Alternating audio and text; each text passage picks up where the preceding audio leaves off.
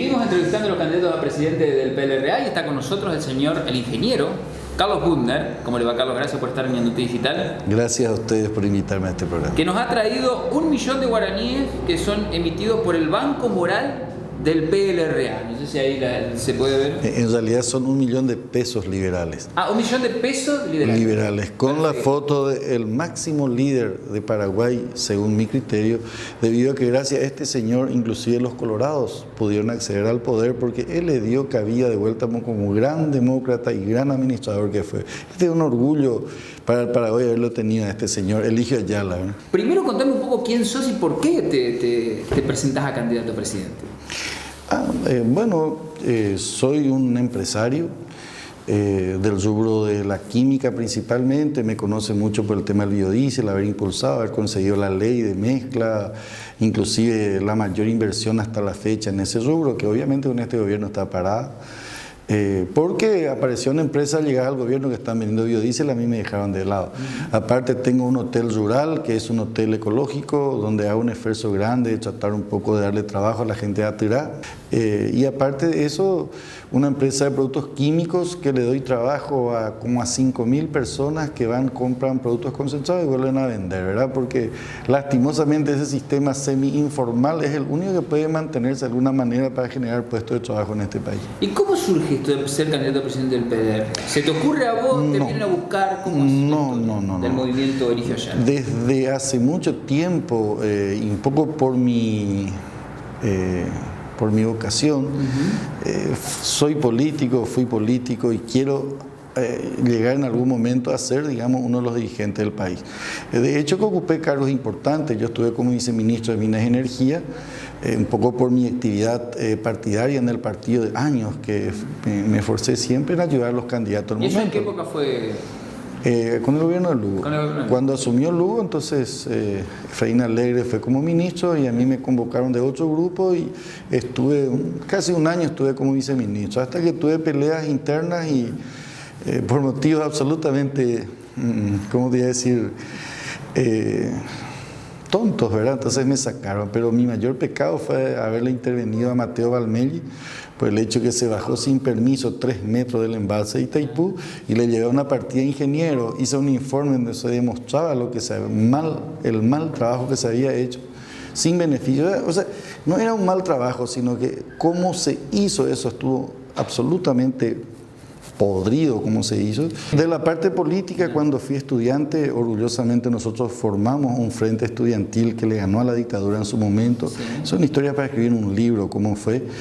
Mucho tiempo quedó nuestro movimiento después en la Facultad de Química, generó todo un grupo de personas con mucho más criterio hacia lo que debe hacerse en forma correcta en nuestro país.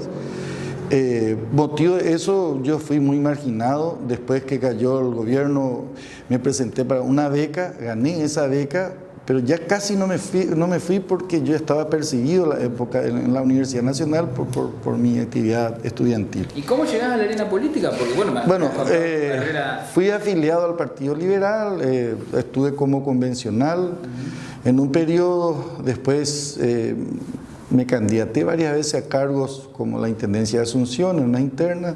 Después, el año pasado, ya también para la presidencia del partido. Y tuve 8.500 votos, que es lo que me asignaron. Pero como yo no tenía controladores de mesa o situaciones... No, de hecho que los hubo. Presentamos la denuncia en la justicia electoral y eso de estar durmiendo todavía en el cajón de las personas a quienes recibieron nuestro documento. Supongo, pero en ese sentido, un medio escrito había sacado hace poco que mi posición es la más realista, porque realmente es poco probable con este engendro de elección que tenemos el Partido Liberal, que se aprovechan de la ignorancia de la gente vendiéndole espejitos en vez de darle soluciones concretas a su problemática, que es educación, salud, trabajo, por amor de Dios. Le venden espejitos, le ofrecen cargos que no le pueden dar o le dan de repente algún pequeño beneficio económico el día de, o le ofrecen algún cargo partidario intrascendente para una supuesta futura carrera política que nunca pasa porque los popes del momento no lo permiten. Entonces, este engendro hace que sea difícil que personas humildemente lo digo como yo, que podamos tentar acceder a esos cargos, pero se me conoce mucho como una persona emprendedora, con ganas de cambiar. De hecho, que dentro de la universidad tengo muchos logros, como el hecho de que le había removido a todos los investigadores porque no publicaban sus trabajos. Un año después publicaron y ganaron el Premio Nacional de Ciencias, ¿verdad? Después, gracias a gestiones que había hecho, también se creó una institución que se llama el CEMIT, que tiene mucha trascendencia ahora a nivel industrial, que era un poco lo que aprendí de Chile, que era un nexo entre los equipos de la universidad y la capacidad humana de las universidades enlazada con la industria nacional.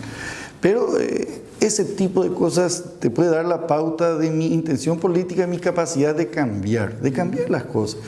El tema es que, y lo más grave de todo, es que digo que fue un engendro porque los actuales miembros del directorio admitieron transgredir nuestros estatutos, ¿verdad? Y como podés leer acá, yo puse, gracias al ingeniero Buchner, sí, por haber solicitado el amparo judicial que logró que se hagan estas elecciones. O sea que estas elecciones las tenemos gracias al amparo ese. Gracias a Carlos Buchner. Lo hice el 24 de diciembre del año pasado. ¿Cómo se cambia el PLR? ¿O qué cambios proponés vos para el PLR? Hay muchos. Tres. Bueno, el principal de todo, tenemos que ser un partido de oposición. Aquí hay problemas muy grandes que resolver. Y tenemos que darle propuestas al gobierno y exigir que esas propuestas se cumplan, ¿verdad? Te comento un caso, la línea de 500 votos. Cuando yo asumí como viceministro, nosotros habíamos acordado previamente que esa era una prioridad, porque nosotros trabajamos como equipo técnico a propuesta mía para establecer un esquema de gobierno. Mucho por eso es que me llevaron después como viceministro. El tema es que somos los mayores productores per cápita de electricidad y no teníamos el cable que nos llegara la electricidad, teníamos unas dos líneas 220 saturadas con problemas, se cortaban a cada rato. Entonces yo le obligué tanto al presidente de la ANDE como en su momento, como a Efraín Alegre, el ministro, que realmente se tome como prioridad. Uy, madre mía, no me entendían, ¿verdad? Porque no tenían la concepción de las prioridades que se tenían para el país. Al final, el que me escuchó fue Koda Freeman, el que fue director de Itaipú, y gracias que hizo un acuerdo con Lula. Después se pagó una fortuna, probablemente el doble, pero tenemos la electricidad. Ahora ya los cortes son muy pocos, ¿verdad? O sea, vos decís, bueno, tenemos que establecer primero prioridades, hay que hacer una planificación de eso. Obviamente. Eso te cuento, ¿verdad? Hay que hacer propuestas al gobierno. Y tenemos muchísimos temas. Es idiota que nuestro ferrocarril no funcione. Debemos ser el único país del mundo que no usamos el ferrocarril como transporte, ¿verdad? La situación de... Yo le aprecio mucho a Marta Lafuente. Ella es para mí una profesional excelente dentro de su ramo. Pero ¿cómo va a estar metida con ese submundo de politiquería ahí dentro del Ministerio de Educación? Obviamente que los rubros se van para cualquier lado. Y entonces ella no va a poder aguantar, no pudo aguantar la presión de que se cayeron 5 escuelas. Pero ese tipo de propuestas en forma concreta hay que definirlas, como el caso de la línea de 500, y decirle, señores, por esto y por esto hay que hacer. Y si no lo hacen, bueno, ¿y por qué no lo hacen? ¿Por qué no lo están haciendo si es una prioridad demostrada empíricamente de que es necesario hacerlo de esa manera? Señores, dentro de 3 años vamos a tener llenos de autos eléctricos. Es cuestión de meterse en la computadora y leer cuántos autos eléctricos tenemos en Japón. Como viceministro yo pedí que todos los taxis de Paraguay sean eléctricos. Hoy le cuesta cada kilómetro algo así cada 100 kilómetros le cuesta 40.000 guaraníes en combustible a un taxista, ¿verdad? 10 litros por 4.300, sería menos 43.000. Usando nuestra electricidad le costaría algo así como 400 guaraníes cada 100 kilómetros. Aquí para la ciudad donde se mueven los taxis. Entonces, esa visión, esa cuestión de planificar, es lo que nuestro país no tiene, pero es cuestión de ver la historia. Entonces, la historia está plagada de pésimos administradores, producto de componendas muy asociadas al narcotráfico, muy asociadas a herencias familiares, donde los propios hijos asumen, después no saben qué hacer, entonces se pelean uno entre ellos, pero una población totalmente aletargada, con una preparación intelectual ínfima, que hace que no cambiemos nunca, ¿verdad? Volviendo a insistir lo que me preguntas, uno de ellos es establecer propuestas para el gobierno. Lo segundo es volver a unificar el Partido Liberal. No podemos tener más cuestiones como esta. Como un partido que se dice liberal, libre, de libertad, fraternidad e igualdad, y no respetamos el plazo electoral que taxativamente dice en el estatuto cuándo debe ser. Ni el dictador Stroessner no dejó de respetar los plazos para las elecciones. Nosotros, porque no hay dinero en el partido, entonces no se convocaron a elecciones. Y obviamente eso estaba asociado a otros intereses económicos del subsidio, algo así, que hicieron que el equipo de Llano, como Tito Saguier, postergaron y me dijeron, no, pero la convención decidió. Pues la convención, por el esquema, digamos, de poder, o sea, lo primero son nuestros estatutos, después está la convención, y la convención no puede transgredir los estatutos, puede cambiarlos si quiere. Eso hay que cambiarlo ya. La tercera. Yo no soy partidario de cambiar. Lo que pasa es que, ¿para qué vas a cambiar algo que no se cumple, algo que no se va a cumplir tampoco? Lo que hay que hacer es unificar el partido y empezar a formar líderes en cada zona, jóvenes que ya tienen estudio, pero en este momento para los jóvenes ni siquiera tienen espacio en el extranjero. Ahora ya no te puedo ir más a España, en Argentina a lo mejor un poco. El resto del mundo está mal. Está mal. Probablemente nosotros estamos mejor que otros, pero no porque nuestros gobernantes lo hicieron, sino porque somos un país productor de alimentos y seguimos siendo una opción interesante por eso. Y gracias a Mariscal López somos pocos habitantes, ¿verdad? Tenemos 3 temas que le consultamos a todos los candidatos. Sí. Uno es qué hacer con la justicia, renovar los jueces, cambiar, o sea, renovar el sistema más que los nombres. ¿Cuál es tu posición al respecto? Obviamente que hay que cambiar el sistema. O sea, este señor alemán que hizo el nuevo Código Civil incluyó varias cosas donde él se basaba en el hecho que los fiscales, por ser gente joven, no iban a ser tan corruptas como la gente que vino a la dictadura. Yo creía que... Y mal. Yo creo que los fiscales son más corruptos que los antiguos jefes. Es una vergüenza. ¿Puede decir que hay que quitarle un poco de poder a los fiscales? No, es lo mismo otra vez que cambiar los estatutos, ¿verdad? Hay que exigir que se respete lo que está ahí, hay que controlar los procesos. Yo diría, por ejemplo, no digo que pueda hacerlo, pero si tuviera autoridad es una alternativa, crear un grupo que se encargue, por ejemplo, de controlarle a 5 fiscales por sorteo y ver y se analiza la actividad, su actividad en cada cosa, ver si se cumplen los... Y cuando haya una auditoría de los fiscales, haya una auditoría de los jueces, entonces se va a subsanar gran parte del problema. Las leyes en general están bien, no se cumplen. Hay que cumplirlas. Hay que cumplirlas. Y hay que penar a las cosas que se deben penar.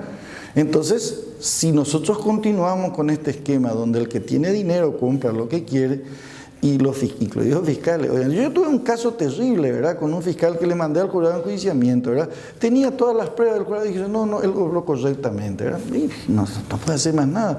Pero está todo demostrado, un tipo que me robó y me dijo, yo te robé y jodete, ¿verdad? Así mismo, ¿no? Le denuncio, le llevan preso y ese mismo día le liberan.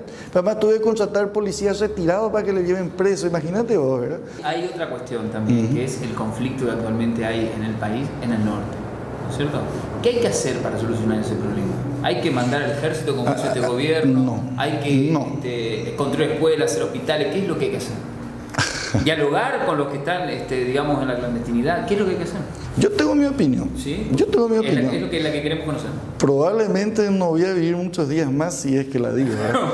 Pero la respuesta a esto va a ser, hay que cambiar el gobierno. Tenemos un gobierno que piense por el país.